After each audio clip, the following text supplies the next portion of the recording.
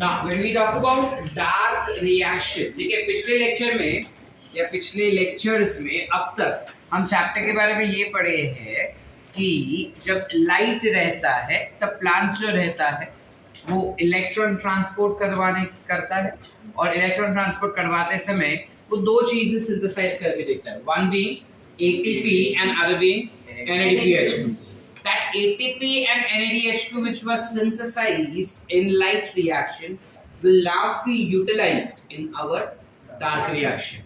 How exactly will it be utilized? So very firstly, we have discussed this earlier also, that dark reaction is also called as light independent reaction, or else I can also call it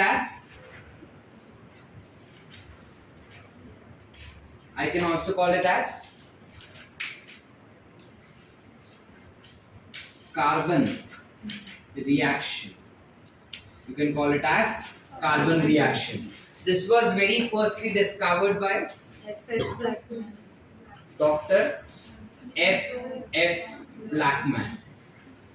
Blackman ने क्या बोला था कि carbon dioxide जो रहता है ना वो पानी के साथ कंबाइन हो जाता है और कंबाइन होने के बाद it provides us with something called as H2ON, ठीक है, और rather we would say HN2N, H2ON करके बनेगा कुछ तो H2ON is what, some carbohydrate, ठीक है, कुछ कार्बोहाइड्रेट बनेगा और ऑक्सीजन निकलता है बस। तो उसने सिर्फ ये बताया कि ये दोनों कंबाइन होकर कार्बोहाइड्रेट्स बनता है। अब कौन सा कार्बोहाइड्रेट बनता है, कैसे कार्बोहाइड्रेट बनता है, वो उसने नहीं बताया। Also when he gave us a concept of dark reaction, it basically meant that it can take place anytime. It can take place at daytime, night time, anytime. Just that वो reaction करने के लिए उसको light का जरूरत नहीं होता है। इट इज लाइट इंडिपेंडेंट, बिना लाइट के वो काम कर सकता है। However it will be dependent on light reaction, products of light reaction पे वो डिपेंड करेगा, लेकिन लाइट पे डिपेंड नहीं करेगा। समझे बेटा? तो जब वो प्रोडक्ट्स पे डिपेंड कर रहा है और ये बेसिक हिंट अपने को दे दिया था, तो दो साइंटिस्ट थे, एक का नाम था केल्विन, ठीक है, और दूसरे का नाम था Benson. Melvin, kelvin and Benson, ऐसे दो साइंटिस्ट थे, ठीक है। इन दोनों साइंटिस्ट ने इकट्ठा मिलकर कुछ एक्सपेरिमेंट परफॉर्म किया। उनको जानना था कि प्लांट्स के अंदर how exactly carbohydrate is formed. ये कार्बोहाइड्रेट बनता है, एक तो पहले कौन सा कार्बोहाइड्रेट बनता है और कैसे बनता है, ये उनको जानना था। तो उन्होंने क्या किया, they utilized carbon dioxide जिसमें कार्बन was of 14 टाइप, कुछ जो डॉक्टर आर्यन ने किया था वैसा, ठीक है। C14 टाइप का कार्बन डाइऑक्साइड उन्होंने यूज किया। अब ये C14 टाइप का कार्बोहाइड्रेट उन्होंने पानी के साथ मिक्स कर दिया, ठीक है, and it was allowed to be taken up by two types of plants. एक था जिसका नाम था सिंडेस्मस और दूसरे का नाम था क्लोरेला, ठीक है। Both of them are green algae, ठीक है। उन्होंने क्या किया, इन ग्रीन अलगे को प्रोक्योर किया, मतलब ग्रीन अलगे लिया, इन ग्रीन अलगे को पानी में रखा। पानी में रखने के बाद जो कार्बन डाइऑक्साइड उनको मिल रहा था वो आर्टिफिशियली सिंथेसाइज्ड कार्बन डाइऑक्साइड दिया था, which is of C14 type, ठीक है। अब उन्होंने क्या किया, थोड़े थोड़े समय पे वो लीफ लेते जाते थे, इसको भी सनलाइट में रखा और बोला चलो अभी फोटोसिंथेसिस करो। थोड़े थोड़े समय पे उन्होंने थोड़े थोड़े लीफ के पार्ट लिए एंड दे स्टार्टेड टेस्टिंग कि कौन सा केमिकल बना, बिकॉज हेवी आइसोटोप था हमारे पास। तो हेवी आइसोटोप होने की वजह से वो एक करके चेक कर रहे थे कि अब कौन सा केमिकल बना, अब कौन सा केमिकल बना, अब कौन सा केमिकल बना। So with that slowly and gradually they started understanding कौन से केमिकल्स बन रहे हैं, और उसके बाद उनको फाइनली पूरा पाथवे मिल गया कि किस तरीके से ग्लूकोज बनाया जा रहा है। समझे? आई रिपीट, क्या किया उन्होंने, दो अलगे लिए, सिंडेस्मस और क्लोरेला, ठीक है। उन अलगे को उन्होंने पानी के अंदर रख दिया और आर्टिफिशियली कार्बन डाइऑक्साइड दिया जिसका carbon was of C14 type, ठीक है। अब जब वो कार्बन डाइऑक्साइड ले रहा था प्लांट और फोटोसिंथेसिस कर रहा था लाइट के प्रेजेंस में, धीरे धीरे धीरे करके ऑब्वियसली वो शुगर बनाना शुरू करेगा। एज सेड बाय ब्लैकमैन, वो कार्बोहाइड्रेट बना रहा है, ठीक है। अब कौन सा कार्बोहाइड्रेट बनाता है, कैसे बनाता है, क्या इंटरमीडिएट्स है उसके, ये इनको जानना था। तो वो उन्होंने कैसे जाना, ये जो हैवी आइसोटोप था कार्बन का, उन्होंने चेक किया कि ये हैवी आइसोटोप अब क्या बना, फिर थोड़ी देर के बाद देखा तो अब क्या बना। सो थोड़े थोड़े लीव्स या फिर ग्रीन पार्ट्स को तोड़ते जाते थे और तोड़ तोड़ के उन लोग टेस्ट करते थे कि अब कौन सा केमिकल बना। अब ये टेस्ट कैसा करेंगे, again by paper chromatography. What is paper chromatography, we have done that earlier for pigments. पहले पिगमेंट्स के लिए किया था, अभी वैसा ही सेम उन्होंने ऑर्गेनिक एसिड्स के लिए किया, ठीक है। So what they saw is that सबसे पहले प्लांट्स जो होते हैं, सबसे पहले you have something called as ribulose bisphosphate. You have ribulose bisphosphate. Ribulose is a 6 carbon compound. ठीक है, so ribulose 1,6 bisphosphate you can say, या 1,6 ribulose bisphosphate was there. उन्होंने देखा कि सबसे पहले ये एक केमिकल होता है जो कार्बन डाइऑक्साइड को एक्सेप्ट कर लेता है। सॉरी, ये 5 कार्बन का रहता है, sorry, this will be a 5 carbon compound. उन्होंने क्या देखा कि सबसे पहले ये जो केमिकल है ribulose bisphosphate, that tends to accept carbon dioxide, इसने एक्सेप्ट कर लिया कार्बन डाइऑक्साइड, ठीक है। अब जब ये कार्बन डाइऑक्साइड एक्सेप्ट करता है तब वो बनता था 6 कार्बन का unstable compound. It used to form 6 carbon unstable compound. ये खुद 5 कार्बन का था, एक कार्बन डाइऑक्साइड इसने ले लिया तो बन गया 6 कार्बन का अनस्टेबल कंपाउंड। यानी कि ये जो radioactive carbohydrate, radio active carbon था, that was been accepted by whom? Ribulose bisphosphate.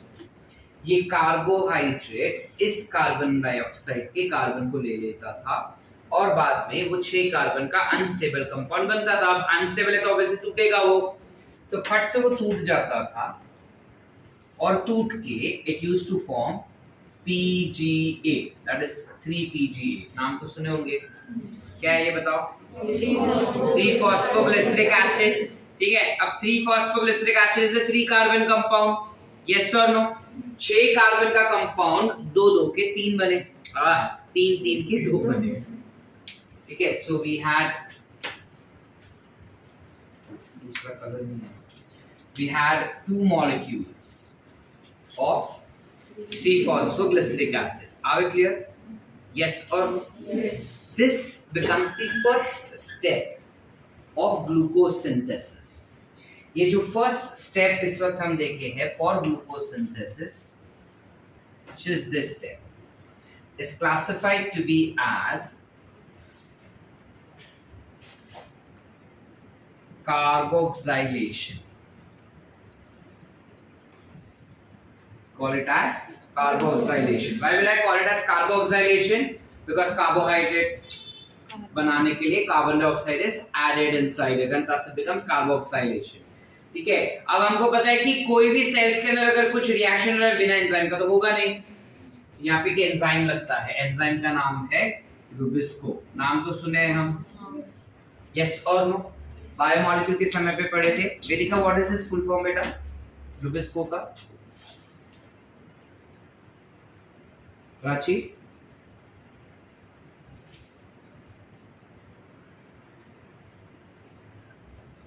राइबोलेज का बायोफॉस्फेट कार्बोक्सिलेज पेप्टाइड,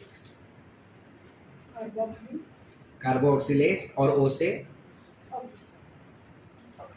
ऑक्सीडेज। रुबिस्को का फुल फॉर्म क्या होगा? Ribulose bisphosphate carboxylase oxygenase. यानी कि जब कार्बन डाइऑक्साइड एटमॉस्फेयर में, जब कार्बन डाइऑक्साइड का कंसंट्रेशन ज्यादा रहेगा तब वो कार्बन डाइऑक्साइड चिपकाते जाएगा सबके अंदर, और जब ऑक्सीजन का लेवल ज्यादा होगा तब ऑक्सीजन चिपकाते जाएगा। समझ पा रहे हैं कि नहीं समझे? जैसे इस वक्त अगर मैं राइबुलोज, अगर मैं रुबिस्को हुआ और हवा में कार्बन डाइऑक्साइड ज्यादा है तो जब मैं सांस लूंगा ना ऐसा, तो क्योंकि कार्बन डाइऑक्साइड ज्यादा है तो as Rubisco it will go on attaching carbon dioxide to our hemoglobin molecules. समझ पा रहे? और अगर ऑक्सीजन ज्यादा रहेगा तो ऑक्सीजन अटैच करते जाएगा, तो दोनों तरफ वो फ्लिट कर सकता है. ठीक है, काफी एफिशिएंट एंजाइम है.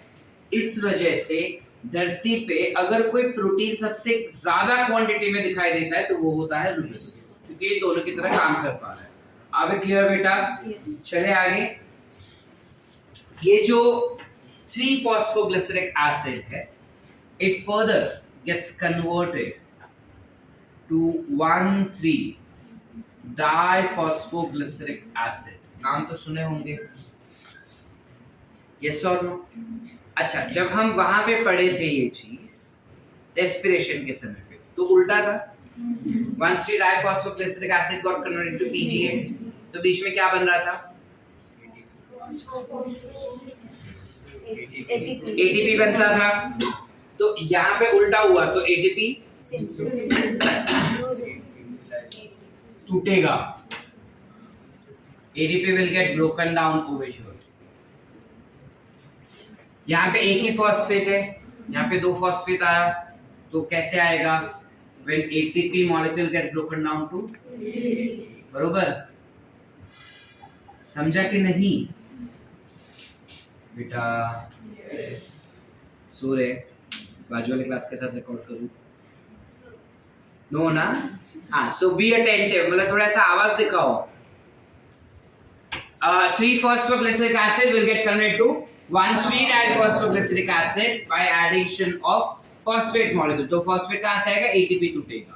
ठीक है, अब क्योंकि ये 2 मॉलिक्यूल था तो ये भी तो 2 मॉलिक्यूल होगा, तो उस हिसाब से मेरे को जो ADP है वो भी तो 2 मॉलिक्यूल मिलेंगे. यस और नो? अब क्या होता है? ये 1,3-diphosphoglyceric acid will get converted to 2 chemicals. एक बनता है धाप, एक बनता है पागल. धाप और पागल का फुल फॉर्म हम पहले ही पढ़ चुके हैं, है ना?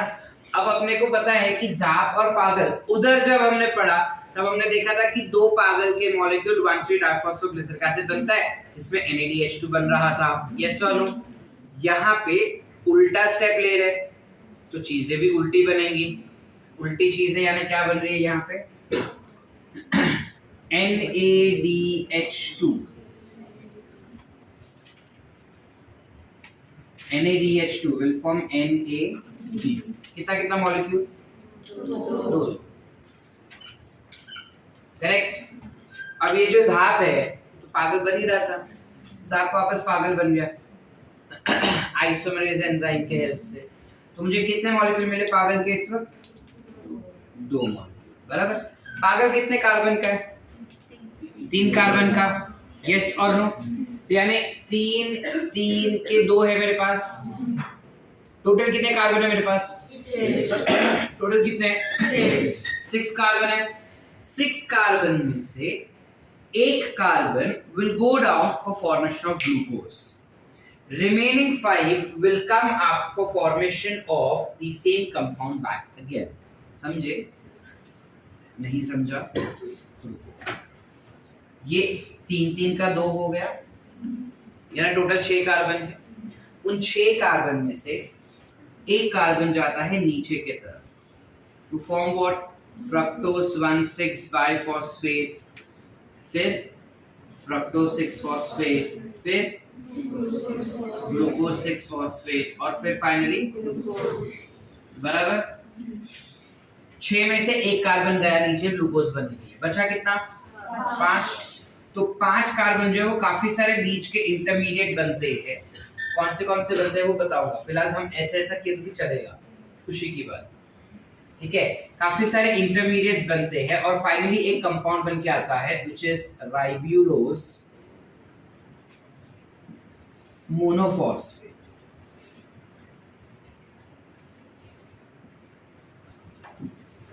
We have formation of 5-ribulose monophosphate. Are we clear?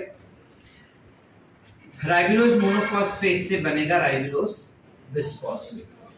एक ही फॉस्फेट था, एक और लग गया तो क्या हो जाएगा यहाँ पे,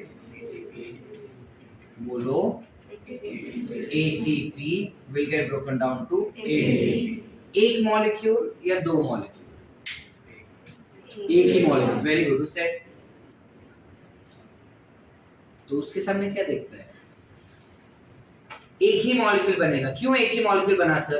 क्योंकि यहाँ पे जब हम ऊपर आए ना बेटा, तो 5 कार्बन का कंपाउंड बना, मेरे पास 5 कार्बन ही थे और 5 कार्बन का कंपाउंड बन गया, तो एक ही कंपाउंड बन पाएगा ना 5 का, इस वजह से। तो एक ही एटीपी चाहिए। अकल चला? बस ना, हो गया साइकिल। ग्लूकोज बनाना था ना, फोटोसिंथेसिस में ग्लूकोज बनाना था ना, बना दिया। लेकिन सर एक ही कार्बन गया था ना नीचे, तो ग्लूकोज तो 6 कार्बन का होता है, आपने एक ही भेजा, बाकी का क्या? ग्लूकोज जरा सब्र करो, बताता हूँ। देखो यहाँ पे जब हम कन्वर्जन दिखा रहे हैं ना, when you have a conversion over here, वापस से इधर आते हैं। ये वाले कन्वर्जन में हम रिडक्शन रिएक्शन कर रहे हैं, बिकॉज हाइड्रोजन इज 1,3-डाइफॉस्फोग्लिसरिक एसिड में हाइड्रोजन ऐड किया तो एल्डिहाइड बन गया। तो this reaction becomes the second step, ठीक है, ये बन जाएगा हमारा सेकेंड स्टेप। सेकेंड स्टेप क्या था? Reduction reaction. अब क्लियर? सर एंजाइम कौन सा? नहीं याद रखना है, सिर्फ एक ही याद रखना है बस, बाकी कहीं पे एंजाइम नहीं याद रखेंगे, ठीक है।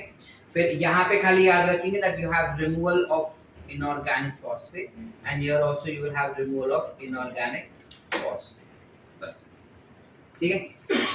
अब ये जो यहाँ से रिएक्शंस आएंगे, उन रिएक्शंस को हम दो पार्ट में डिवाइड कर देंगे, इन्हें हम दो पार्ट में करेंगे। So you write it as 3A।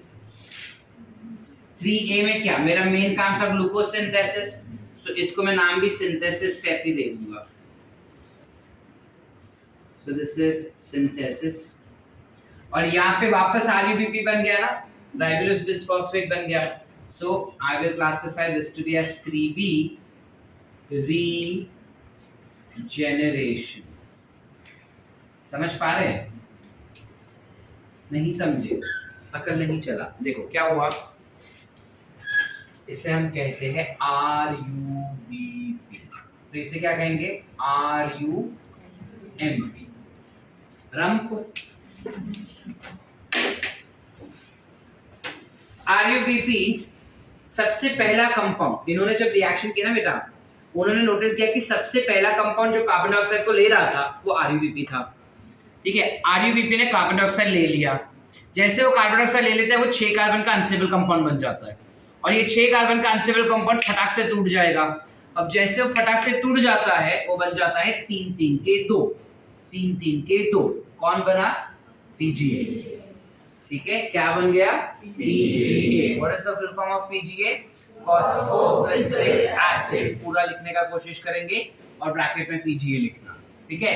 We form phosphoglyceric acid, that is three phosphoglyceric acid. तो 3-फॉस्फोग्लिसरिक एसिड के दो मॉलिक्यूल बनेंगे। ये हो गया हमारा पहला स्टेप, जो रुबिस्को के मदद से होता है, और इस स्टेप को हम कहेंगे कार्बोक्सिलेशन। सेकेंड स्टेप में क्या होता है? PGA gets converted to PGAL, glyceraldehyde, glyceric acid gets converted to glyceraldehyde. जब ग्लिसरिक एसिड ग्लिसरल्डिहाइड में कन्वर्ट होता है, तुम डायरेक्ट भी लिख सकते हो, स्टेप वाइज भी लिख सकते हो। मैंने स्टेप वाइज इसलिए लिखा बिकॉज हमारा ग्लाइकोलाइसिस एकदम बाय हार्ट हो चुका है ना। तो स्टेप वाइज लिखेंगे तो हमारे मिस्टेक्स कम होंगे, ठीक है। इस रिएक्शन में क्या दिख रहा है अपने को? ATP gets broken down, NADH2। अब यहाँ पे हम NADH2 नहीं लिखेंगे, हम NADPH2 लिखेंगे। बताओ क्यों? फोटोसिंथेसिस पढ़ रहे हैं ना भाई, तो फोटोसिंथेसिस में NAD जैसा कुछ नहीं होता, जो भी होगा NADP होगा, ठीक है। सो 2 NADPH gets converted to 2 molecules of NADP। अब ये दोनों चीजें लाइट रिएक्शन में बनी थी ना बेटा, वो यहाँ पे यूटिलाइज हो गया। अगर ये नहीं बना होता तो ये रिएक्शन होता था क्या? इसलिए हम कहते हैं कि जो डार्क रिएक्शन होता है वो लाइट रिएक्शन के प्रोडक्ट्स पे डिपेंडेंट होता है, समझे? जब तक लाइट नहीं होगा तब तक डार्क रिएक्शन नहीं होगा। और डार्क रिएक्शन में हमको ADP और NADP बन के मिला, which will be utilized in light reaction. तो जब तक डार्क रिएक्शन नहीं होता तब तक लाइट रिएक्शन नहीं हो पाए. Both are interdependent. समझे कि नहीं समझे? Yes or no? Yes. अब ये 1,3-diphosphoglyceric acid what you have? We have two molecules of 1,3-diphosphoglyceric acid. तो दो मॉलिक्यूल में से एक मॉलिक्यूल बनता है धाप, दूसरा बनता है पागल. ठीक है, by addition of hydrogen molecules. DHAP again gets converted to PGAL, तो I get two molecules of PGAL back again. ठीक है, अब ये दो मॉलिक्यूल जो पागल के हुए, मतलब टोटल मेरे पास 6 कार्बन है. वो 6 कार्बन में से एक कार्बन जाता है नीचे फॉर सिंथेसिस ऑफ ग्लूकोज. बचे हुए 5 अलग अलग कंपाउंड बनते बनते फाइनली बनता है राइबुलोस मोनोफॉस्फेट. फाइनली क्या बनेगा? राइबुलोस मोनोफॉस्फेट. आगे क्लियर बेटा? राइबुलोस मोनोफॉस्फेट जो बना है वो राइबुलोस बिसफॉस्फेट बन जाएगा. कैसे बनेगा? मोनोफॉस्फेट से बिसफॉस्फेट या बाइफॉस्फेट बन रहा है. सो मोनो से बाय यानी एक फॉस्फेट था, अब दूसरा एक और फॉस्फेट लग रहा है. एक्स्ट्रा फॉस्फेट कौन देगा? ATP molecule. So again one ATP gets broken down for formation of ATP. Any doubts? यहाँ तक क्लियर सारा सब कुछ? All sort. अब आते हैं हम उस डाउट पे कि सर एक कार्बन से थोड़ी ग्लूकोज बनता है. ग्लूकोज तो 6 कार्बन से बनता है ना? तो अगर वो 6 कार्बन से बन रहा है तो बाकी के 5 कहाँ से लाओगे आप? पूरा जाने दो ना ग्लूकोज बनने को, खत्म बात. लेकिन ऐसा हो नहीं रहा है. इन्होंने जो डिस्कवरी किया उस हिसाब से ऐसा हो नहीं रहा है ना? तो क्या होता है फिर से? पूरा साइकिल 6 बार रिपीट होता है. So if entire cycle repeats 6 times, that means you will require 6 carbon dioxide molecule. I will require 12 ATP, 12 NADH2 और यहाँ पे वापस 6 ATP. Yes or no? So for carrying out this entire pathway of synthesis of glucose molecule, we would require 18 ATP, correct, and 12 NADPH2. We will require 18 ATP and 12 NADPH2. इतना molecules के ATP और NADPH2 मिलेगा तब जाके हमें बन के मिलेगा 1 मॉलिक्यूल ऑफ ग्लूकोज. आगे क्लियर? यस और नो? Yes. इसका नाम क्या है सर? फर्स्ट स्टेबल कंपाउंड जो बना वो 3 कार्बन का है, इसलिए हम इसका नाम रखते हैं C3 साइकिल. क्या बोलेंगे? C3 cycle. C3 cycle. किसने डिस्कवर किया? केल्विन ने और बेंसन ने. ठीक है, लेकिन केल्विन का ज्यादा योगदान है, इसलिए नाम साइकिल का दूसरा नाम क्या हो जाएगा? Calvin cycle. आगे क्लियर आप क्लियर? यस और नो? Yes. करते हैं उसका शिरले पूर्ण वंस अगेन और अंडरस्टूड. Understood. नक्की सबको समझा? वंस मोर या समझ गया? पक्का? ये लिखेंगे हम रोज. एक हफ्ते के लिए लिखो इसको, एक हफ्ते में हो जाएगा यार, उतना डिफिकल्ट नहीं है. ग्लाइकोलाइसिस आता तो ये फटाफट हो जाता है. ठीक है, पक्का समझा? चलो लिखे. Now, what did we say? That this pathway will be followed only when you have high CO2 concentration. Because जो Rubisco है, it will behave as carboxylase when the carbon dioxide level is high. So जब carbon dioxide का level high है, तब Rubisco carbon dioxide चिपकाएगा इसको, बराबर है. लेकिन अगर ऑक्सीजन का ज्यादा हुआ तो क्या? तो फिर ये पाथवे नहीं होगा. लेकिन इधर से इधर पहुंचने के लिए बीच में काफी सारी चीजें होती है. क्या होता है वो हमको देखना है. You will have something called as RUBP. Instead of accepting carbon dioxide, वो क्या accept करेगा? Oxygen. And who makes it do that?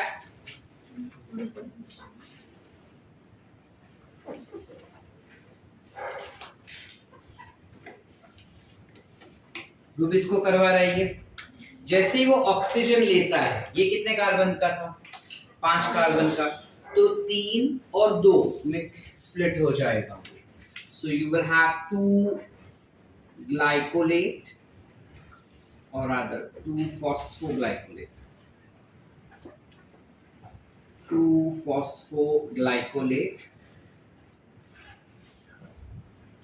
plus you will have 3 phosphoglyceric acid being formed.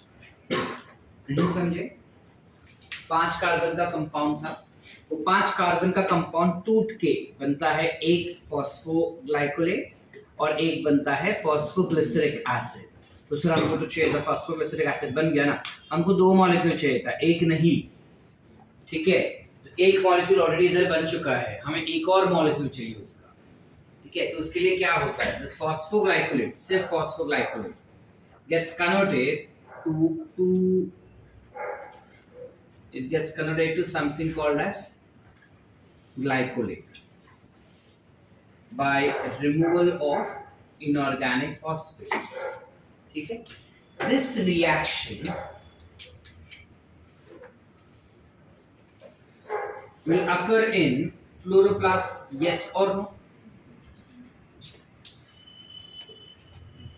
This reaction occurs in chloroplast, ठीक है। तो जो glycolate है, it further now enters in something called as peroxisome. Do we know what is peroxisome? हम इसके बारे में पढ़ चुके हैं। Peroxisomes, cell the unit of life. What is peroxisome?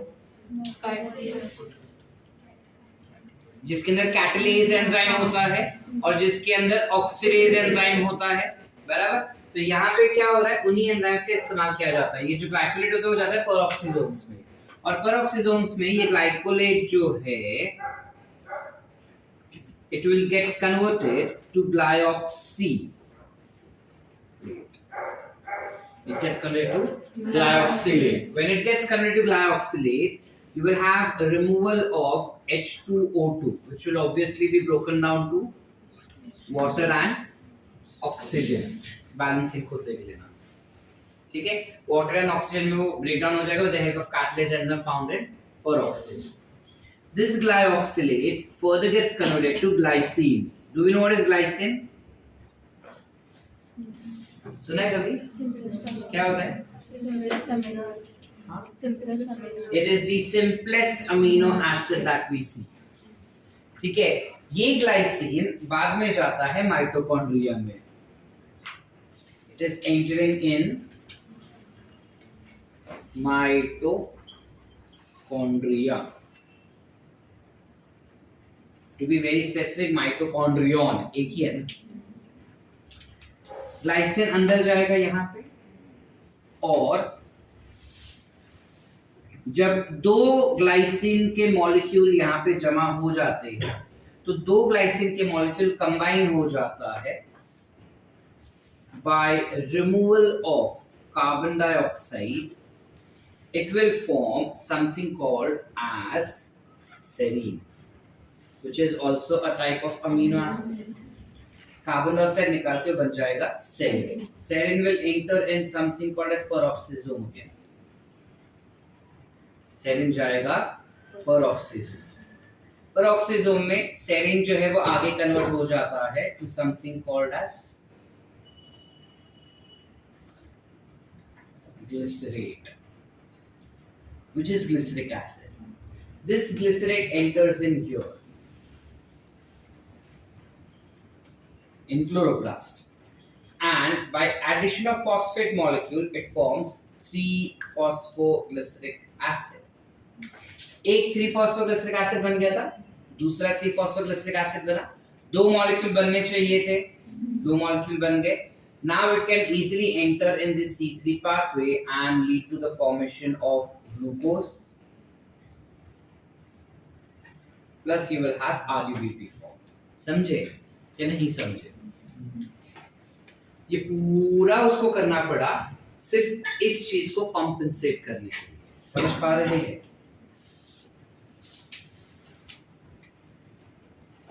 I'll repeat. क्या हुआ? सिनेरियो क्या हुआ कि जो प्लांट सेल्स थे वो अब तक अच्छा खासा C3 पाथवे परफॉर्म कर रहा था। क्यों? क्योंकि हवा में कार्बन डाइऑक्साइड का लेवल ज्यादा था। अब बात ये होगी कि हवा जो है वो एक्स्ट्रा प्यूरिफाई हो गई, तो carbon dioxide level came down and oxygen level increased. अब जैसे ऑक्सीजन लेवल इंक्रीज हो गया, प्राची इधर ध्यान देना है, जैसे ही ऑक्सीजन लेवल इंक्रीज हो जाता है, rubisco will now no more perform carboxylase का function, but rather it will perform oxygenase का फंक्शन। जैसे ही वो ऑक्सीजनेज का फंक्शन परफॉर्म करेगा, RUBP instead of taking carbon dioxide it is taking up now oxygen. जैसे ही वो ऑक्सीजन लेता है, वो एक मॉलिक्यूल बनाता है PGA का और एक मॉलिक्यूल बनाता है फॉस्फोग्लाइकोलेट का।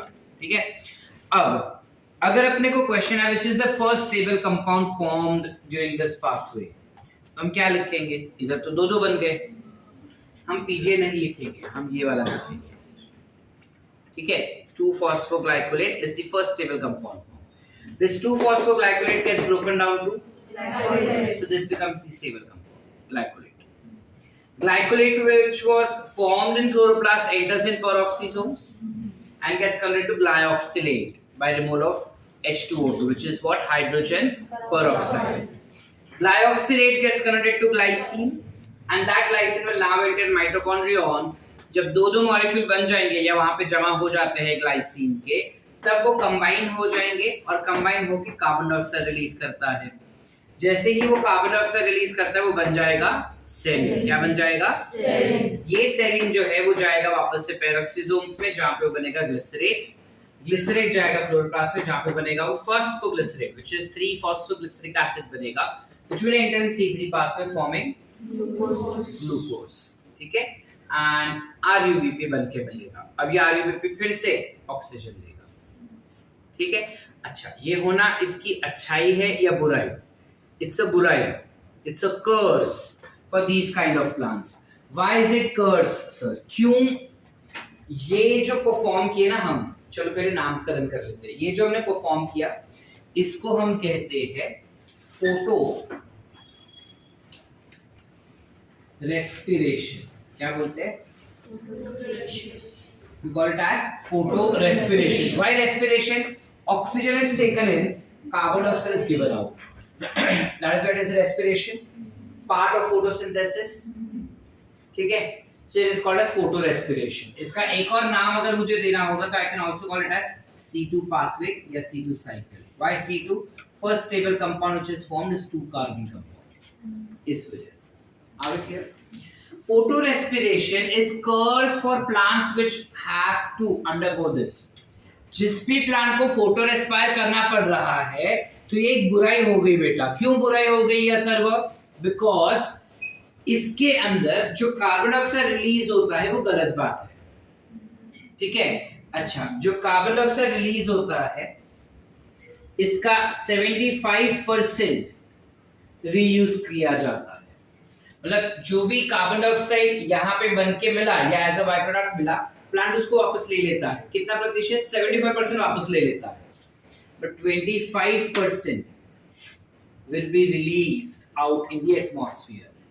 यानी कि जितनी बार फोटोसिंथेसिस हो रहा है इन टाइप के प्लांट्स के अंदर, जिसमें C3 साइकिल होता है, जितनी भी बार हुआ ये पाथवे, उतनी बार अगर ऑक्सीजन लेवल हाई हुआ तो उतनी बार 25% कम कार्बन जा रहा है उसके बॉडी में, या 25% से कार्बन कंटेंट रिड्यूस हो रहा है।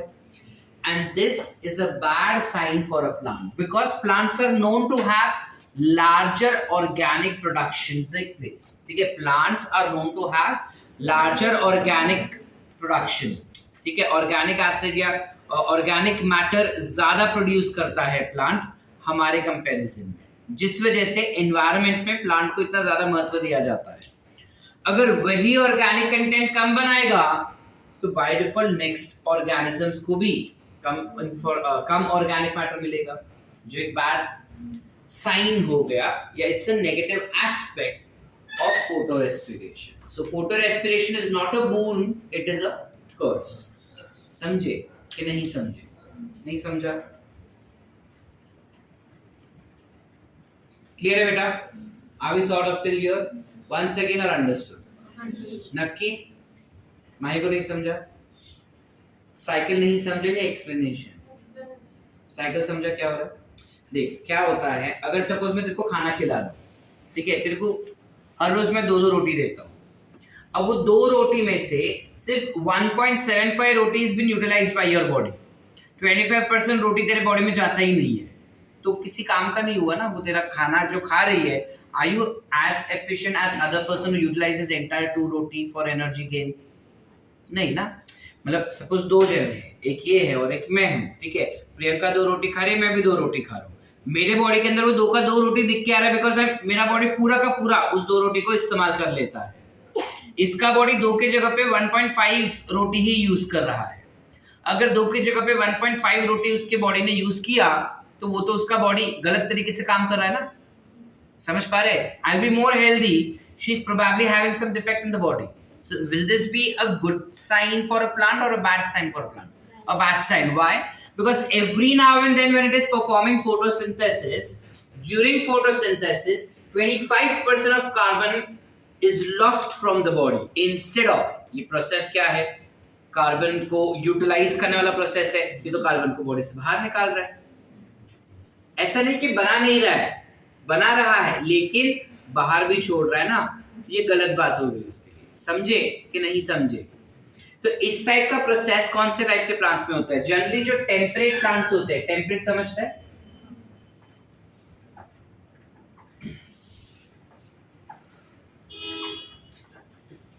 Have we known about temperate zone and tropical zone? Geography, ठीक है।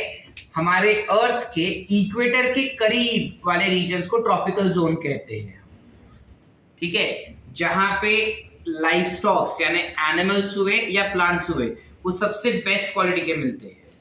लेकिन जैसे तुम इक्वेटर के दूर जाओ, नॉर्थ पोल या south pole, we say that the zone is temperate zone, जहाँ पे प्लांट्स और एनिमल्स उतने ज्यादा एफिशिएंट नहीं होते जितने ट्रॉपिकल में होते हैं, ठीक है। तो जो प्लांट्स टेम्परेट जोन में जीते हैं वो प्लांट्स जनरली C3 साइकिल को फॉलो करता है, और C3 साइकिल जो है वो लेस एफिशिएंट माना जाता है, क्योंकि समय आने पे वो फोटो रेस्पिरेशन कर सकता है। इस वजह से जरूरी नहीं है कि वो करेगा ही करेगा, बट अगर ऑक्सीजन लेवल बढ़ जाता है तो वो स्विच कर लेता है टू फोटो रेस्पिरेशन, जो एक गलत बात हो गई। समझे बेटा कि नहीं समझे? क्या बोला मैं? हमारे धरती पे 2 टाइप के जोन को हमने डिवाइड किया है, या हमने धरती को 2 टाइप के जोन में डिवाइड कर दिया है। एक जिसे हम कहते हैं ट्रॉपिकल रीजन, एक जिसे कहते हैं हम टेम्परेट रीजन। ट्रॉपिकल रीजन यानी इक्वेटर के करीब वाले इलाके। तो इक्वेटर के करीब वाले इलाके में जो जो प्लांट्स ग्रो होते हैं वो जनरली इस प्रकार का पाथवे नहीं फॉर्म करता। ये हम अगले एपिसोड में देखिए कि वो क्या करता है।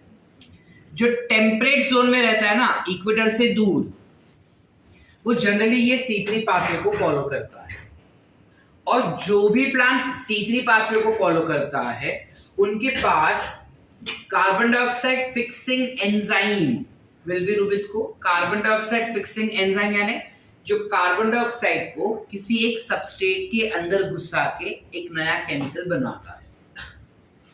तो carbon dioxide fixing enzyme is rubisco, जो दोनों तरफ काम कर सकता है।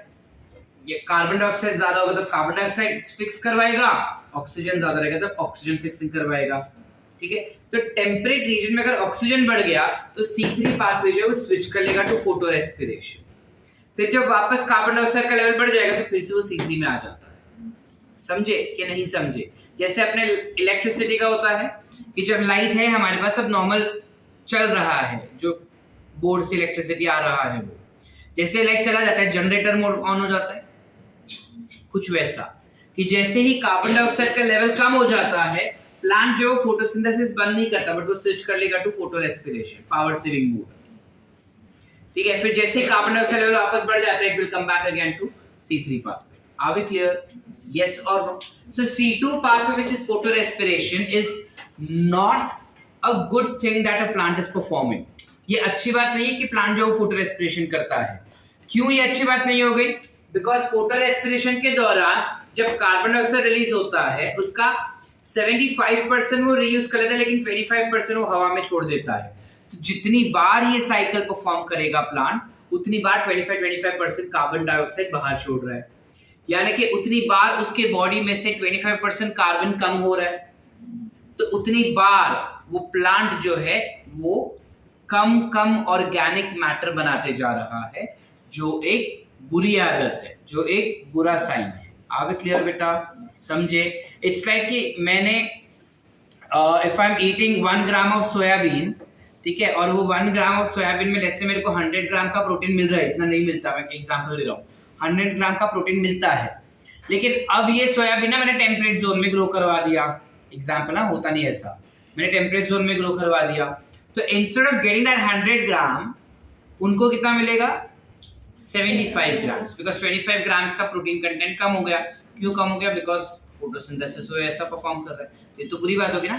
तो है ना, अच्छी क्वालिटी का सोयाबीन, बुरी क्वालिटी का सोयाबीन, कुछ वैसा। समझ पा रहे कि नहीं समझ पा रहे? Yes or no? Yes. Everyone? Yes. Did we understand? Yes. Can we write?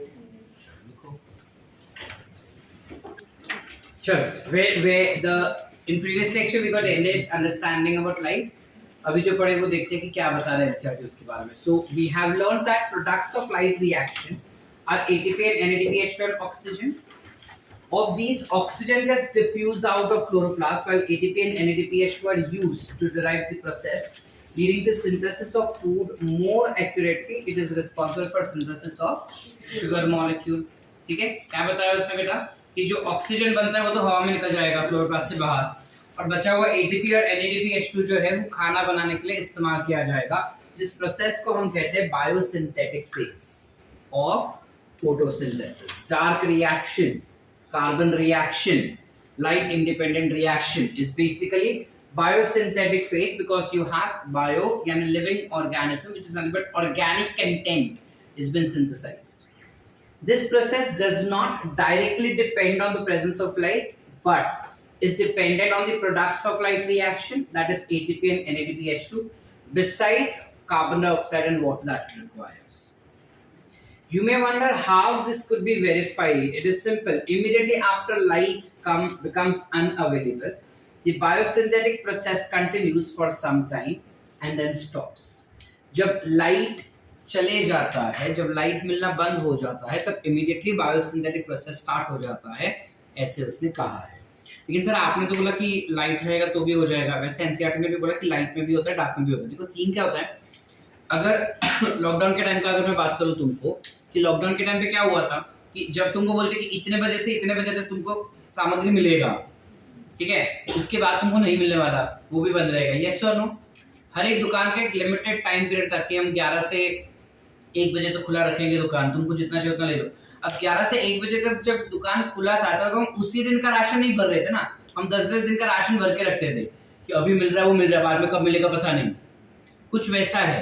Plants को जब मिल रहा है सनलाइट, तो वो मैक्सिमम सनलाइट जो वो भरने में बिजी हो जाता है, तो तब तक it is not involved in biosynthetic process. But once it realises that now the sunlight has gone, it will start with biosynthetic process, is what your NCERT is trying to explain you with your. But is that the scenario? क्या sir? नहीं, not really, that is not the scenario. हमने पिछले वाले concept में, इसके ऊपर वाली line में ही इनफैक्ट हमने पढ़ा, जहां पे उसने लिखा है कि हाँ, NADPH produces movement, the ATP available will be used immediately in biosynthetic process. और नीचे क्या बोल रहा है? That it will wait for light to go and then it will synthesize. तो हम क्या लिखे sir? Depending on the statement क्या फ्रेम किया है, ठीक है? जो स्टेटमेंट दिया है उस स्टेटमेंट को पकड़ के हम ट्रू और फॉल्स उसको बताएंगे, ठीक है? चलो किधर थे हम? हाँ, immediately after light becomes unavailable, the biosynthetic process continues for some time and then it stops. If then light is made available, the synthesis starts again. ठीक है? चलो. Can we hence say that calling the biosynthetic phase as dark phase is a misnomer? Discuss amongst yourself. Misnomer म्हणजे काय? गलत शब्द है क्या dark reaction बोलना उसको? एक्चुअली गलत शब्द है कि हम उसको डार्क रिएक्शन बोल रहे हैं, तो हम पहली बात कर चुके हैं, ठीक है? उसको डार्क रिएक्शन कहना गलत बात है, बिकॉज ये नहीं है कि वो अंधेरे में होता है, ये है कि लाइट के अनअवेलेबिलिटी में वो होता है. तुम लाइट को निकाल दो बायोसिंथेटिक, तुम लाइट को डाल दो नॉन बायोसिंथेटिक लाइट रिएक्शन, कुछ वैसा हो रहा है, ठीक है। Let us now see how ATP and NADPH2 are used in biosynthetic process. We saw earlier that carbon dioxide is combined with water to produce carbohydrate, right? Or sugar. It was of interest to scientists to find out how this reaction proceeds, or rather, what was the first product formed when carbon dioxide is taken into the reactions or fixed. ठीक है, मतलब scientist को ये जानना था कि जब carbon dioxide को कोई केमिकल ले लेता है तो सबसे पहला कंपाउंड कौन सा बनता है। एक्चुअली वो कैसे कार्बन डाइऑक्साइड लेता है और कैसे शुगर बनता है वो देखना था, और उसमें भी ज्यादा दिलचस्पी ये थी कि पहला कंपाउंड कौन सा बन रहा है, ठीक है। तो बोले ना और ले। So just after world war two, कब ये याद रखना, just after world war two, among the several efforts to put radioisotopes to beneficial use, the work of Melvin Kelvin is exemplary. Exemplary यानी कि जब वर्ल्ड वॉर 2 हुआ था तब उसमें हम काफी सारे radio active, that is nuclear bomb blast हो रहे थे, और उस पीरियड के दौरान ऐसा माना जाता था कि ये जो रेडियो आइसोटोप्स है या फिर जो न्यूक्लियर प्लांट्स है वो सारे हमेशा डिस्ट्रक्टिव पर्पसेस के लिए ही इस्तेमाल किए जाते थे, तब वो बैन किया था। They were utilised only for beneficial purposes, कुछ अच्छा काम होने वाला था तो ही उसका इस्तेमाल किया जाता था, वरना नहीं। तो उसमें मेल्विन केल्विन का एक एग्जांपल जिसमें रेडियो आइसोटोप C14 एक रेडियो आइसोटोप का इस्तेमाल किया गया था, ठीक है। Now the use of radioactive C14 by Melvin Calvin in algal photosynthesis, कौन सा अलगे वो मैंने बताया तुमको, Scenedesmus and Chlorella studies led to the discovery that first carbon dioxide fixation product was a 3-carbon organic acid. He also contributed to working out the complete biosynthetic pathway, hence it was called as Calvin cycle after him. The first product identified was 3-phosphoglyceric acid, or in short PGA. Are we clear up till here beta? Did we understand the concept? वो क्या बताया वो समझा? चलो. Next, the scientists also tried to know whether all plants have PGA as their first carbon dioxide fixation product, or whether any other product was also formed in other plants. यानी scientist ने फिर बाद में ये discovery होने के बाद ये देखा कि हर एक प्लांट में पहले PGA ही बनता है क्या, या कुछ और भी बनता है, ठीक है। So experiments conducted over a wide range of plants led to the discovery of another group of plants where the first stable product of carbon dioxide fixation was again an organic acid only, but one which will have 4 carbon present in them instead of 3 carbon, और वो 4 carbon वाला था oxaloacetic acid, जिसके बारे में हम कल देखने वाले हैं, आज नहीं। So we're not getting into the details of this, ठीक है। Since then carbon dioxide assimilation मतलब क्या बेटा, कार्बन डाइऑक्साइड का यूज करना, ठीक है, या कार्बन डाइऑक्साइड को किसी के अंदर घुसाना, ठीक है। Assimilation is nothing but absorption जैसा ही होता है, but to provide it at a place where it is required, ठीक है, उसका इस्तेमाल करना basically. So carbon dioxide assimilation during photosynthesis was said to be of 2 main types. Those plants in which first product of carbon dioxide fixation is a C3 acid, यानी 3 carbon वाला acid, will be said to follow C3 pathway, and those plants which will have their first product as 4 carbon will be called as C4 pathway. So we have spoken about C3 pathway, which occurs in which type of plants? Temperate plants, ठीक है। These two groups of plants showed other associated characteristics that will be discussed later in the lowermost topics.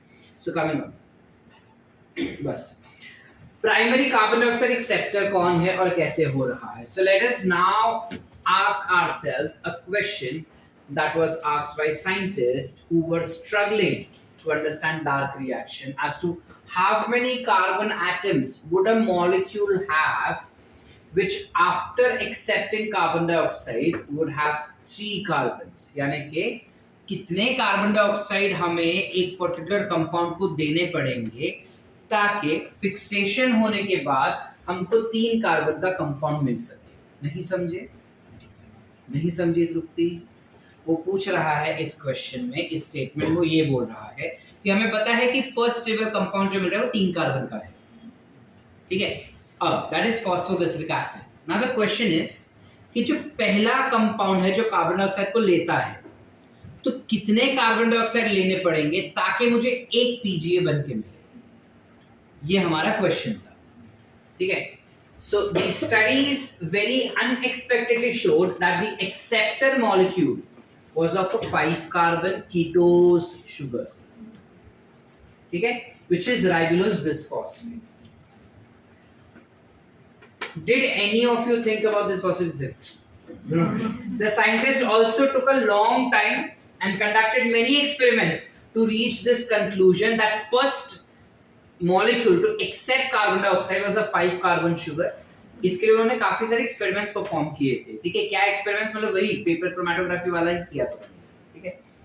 They also believe that since the first product was of 3 carbon acid, the primary acceptor would probably be of 2 carbon. इसलिए जब एक नया carbon dioxide आता है तो वो obviously 3 carbon का बन रहा है, ठीक है। इसलिए काफी सालों तक वो अलग अलग टाइप के 2 कार्बन वाले ऑर्गेनिक एसिड के साथ रिएक्शन कर करके चेक कर रहा था कि पीजीए मिल रहा है क्या, पीजीए मिल रहा है क्या, लेकिन नहीं मिल रहा था, ठीक है। चलो तुमको इतना सब है तो मैं विस्तार में बताता हूँ कि एग्जैक्टली केल्विन ने किया क्या था, ठीक है। उन्होंने क्या किया, मतलब दोनों ने, मेल्विन केल्विन ने, दे टुक सिंडेस्मस एंड क्लोरेला, कार्बन डाइऑक्साइड दे दिया उसको, पानी में रख दिया, सनलाइट दिया, फोटोसिंथेसिस किया। अब पहले फर्स्ट मिनट में लिया तो he found that the product form was PGA. अब how did they found that it was PGA? ये कैसे पता चला उनको? So ये उनको पता चला जब उन्होंने पेपर क्रोमैटोग्राफी किया। अब पेपर क्रोमैटोग्राफी में कैसे करेंगे, एक जगह पे जो कंपाउंड मिला है, मतलब क्लोरेला का एक ड्रॉप डाल दिया, दूसरी जगह पे उन्होंने स्टैंडर्ड्स डाले थे। स्टैंडर्ड समझता है, मतलब जितने जितने मेरे पास 3 कार्बन वाले शुगर्स हो सकते हैं, ऑर्गेनिक एसिड्स हो सकते हैं, या 2 कार्बन वाले ऑर्गेनिक एसिड्स हो सकते हैं, वो सारे उन्होंने डाल के देखे। और वैसे उनको पता चला कि फर्स्ट स्टेबल कंपाउंड जो 3 कार्बन का बनाया जाता है। अब क्लियर बेटा, यस और नो? क्लियर है। अब क्वेश्चन ये था कि जब ये 3 कार्बन का बन गया तो दिमाग में हमेशा यही आएगा कि एक कार्बन डाइऑक्साइड ऐड करके 3 कार्बन का बना। तो अगर एक कार्बन डाइऑक्साइड ऐड करके 3 कार्बन का बना, मतलब ओरिजिनल जिसने कार्बन डाइऑक्साइड एक्सेप्ट किया वो 2 कार्बन का होगा, तब जाके 3 कार्बन का बना। ये अकल चल रहा था। तो अब तक ना साइंटिस्ट बार बार फर्स्ट कार्बन जो एक्सेप्ट कर रहा है, फर्स्ट कंपाउंड जो कार्बन डाइऑक्साइड एक्सेप्ट किया, वो कंपाउंड को 2 कार्बन का कंपाउंड समझ के अलग अलग एक्सपेरिमेंट्स परफॉर्म कर रहा था। फिर फाइनली उनको रियलाइज हुआ कि 2 कार्बन का नहीं है, लेकिन वो 5 कार्बन का है, जो काफी समय बाद उनका ये कंक्लूजन मिला था, ठीक है। Now coming to the Calvin cycle, थोड़ा और ऊपर ले। Calvin and his co-workers, which is Benson, then worked out the whole pathway and showed that pathway operated in cyclic manner. The RUBP was generated. Cyclic manner में होता है जिसमें RUBP generate होता है। Let us now see how Calvin pathway operates and where the sugar is synthesized. Let us at the outset understand very clearly that Calvin pathway occurs in all photosynthetic plants. Sir आपने तो बोला कि खाली temperate में ही होता है, रुको जरा सब्र करो, कल तुमको पता चलेगा कि सब प्लांट में होता है। Calvin cycle operates in all photosynthetic plants. It does not matter whether the plant is C3 or C4. Sir contradict कर रहे हो सर, आप एनसीईआरटी बोल के चेंज करो। नहीं, एनसीईआरटी देख के मैं चेंज नहीं कर रहा। C3 पाथवे जब होता है, उसके C4 पाथवे जब होता है, जब हम कल पढ़ेंगे, तब तुमको पता चलेगा कि C4 पाथवे के 2 पार्ट्स होते हैं। पहले पार्ट में एक स्टेबल कंपाउंड बनाया जाता है जहाँ पे कार्बन डाइऑक्साइड फिक्सेशन होता है, तो 4 कार्बन का कंपाउंड बनता है। दूसरे पार्ट में हम C3 पाथवे को फॉर्म करते हैं, बट वो कैसे कल बताता हूँ। अभी बाउंसर जाता था, अगर अभी बताया होता तो रुक जाओ। For ease of understanding Calvin cycle describe. Calvin cycle जो होता है वो 3 स्टेप में होता है, carboxylation, reduction and regeneration as said, ठीक है। सबसे पहले कार्बोक्सिलेशन में क्या हो रहा है? So carboxylation is the fixation of carbon dioxide into stable organic intermediate, ठीक है। डायरेक्टली उसने 6 कार्बन अनस्टेबल कंपाउंड के बारे में नहीं बताया है, ठीक है। Carboxylation is the most crucial step of Calvin cycle where CO2 is utilized for carboxylation of RUBP. This reaction is catalyzed by an enzyme Rubisco, that is RUBP carboxylase लिखा है. क्यों कार्बोक्सिलेज लिखा सर? ऑक्सीजनेज भी आना चाहिए था पीछे, क्योंकि वो कार्बोक्सिलेज वाला फंक्शन करे इसलिए कार्बोक्सिलेज लिखा है. ठीक है, which results in the formation of two molecules of 3-PGA. Since this enzyme also has an oxygenation activity, it would be more correct to call it as RUBP carboxylase oxygenase or Rubisco. ये हम कर चुके, कुछ नया नहीं बता रहा यहाँ पे. सबको समझा क्या बोला उस पैराग्राफ में? चले आगे, थोड़ा जीरो कर, मतलब हाँ और हाँ बस. Is this cycle visible to us? मैंने जो पढ़ा है उसका इसमें कुछ भी नहीं दिख रहा है ना?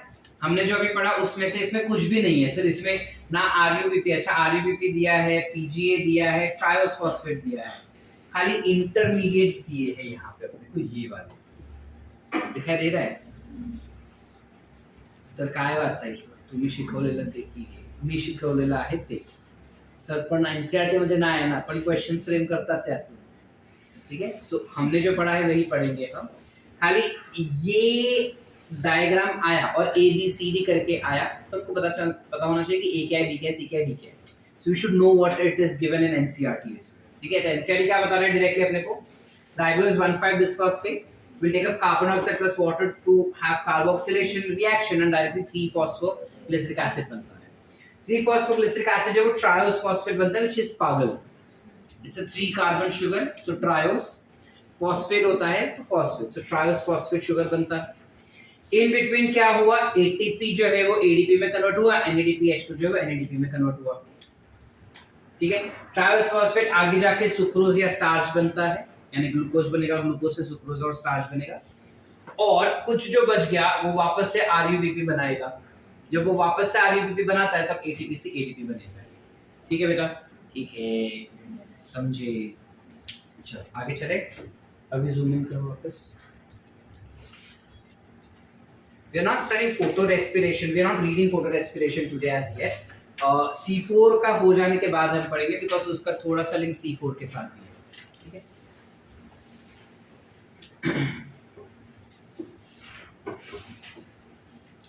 थोड़ा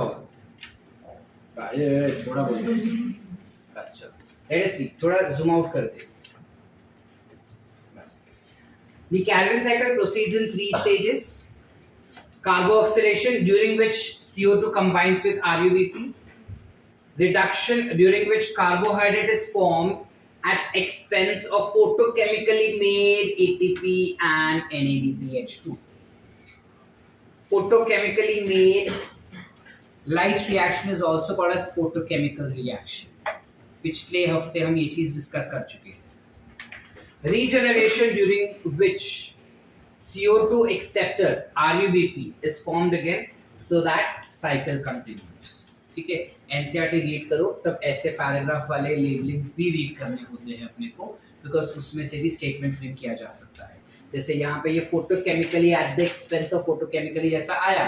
ठीक है, श्रुतिका ने ये स्टेटमेंट नहीं पढ़ा होगा तो श्रुतिका बोलेगी statement is false, sir reason is false, assertion is true, but both are true. समझे? रिडक्शन में क्या दिया है? These are series of reaction that leads to formation of glucose. The steps involve utilization of 2 molecules of ATP for phosphorylation and 2 molecules of NADPH2 for reduction per carbon dioxide molecule fixed.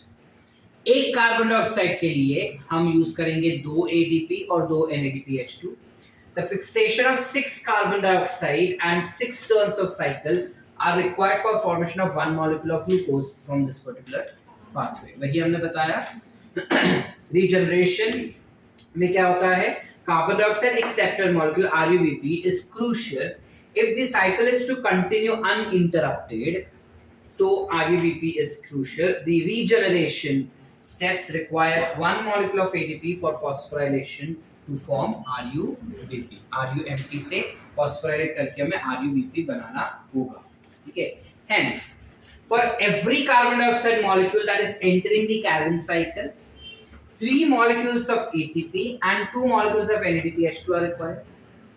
It is probably to meet this difference in the number of ATP and NADPH2 used in dark reaction that cyclic photophosphorylation will take place. मतलब क्या sir?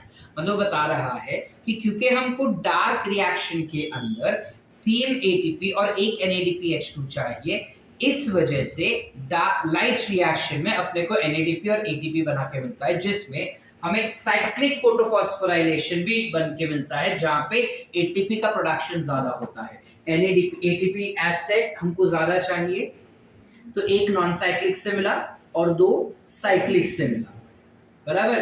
एक non cyclic will give you 1 ATP, एक cyclic will give us 2 ATP, total 3 हो गए। एक non cyclic will give us 2 molecules of NADPH2, सो हो गया compensate, समझे? क्लियर है यहाँ तक? To make 1 molecule of glucose, 6 turns of cycles are required. This cycle it is talking about Calvin cycle. Work out how many ATP and NADPH2 molecules will be required to make 1 molecule of glucose to the Calvin pathway. तो हम पहले workout कर चुके कि हमको 18 ATP और 12 NADPH2 चाहिए, ठीक है? ठीक है, जिसमें से आउट में क्या मिलेगा वो that's understood कि एक ग्लूकोज मॉलिक्यूल बनके मिलेगा 18 ADP and 12 NADPH. Are we clear up till here? Any doubts? Are we sorted with C3 pathway?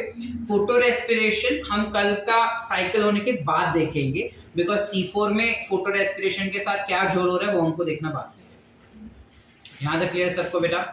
Any doubts? नक्की घर पे एक बार फिर से ये पूरा चीज रीड करो और समझना कि क्या एनसीईआरटी कहना चाहता है, क्या हमने पढ़ा, ठीक है? चलो सी यू बैक।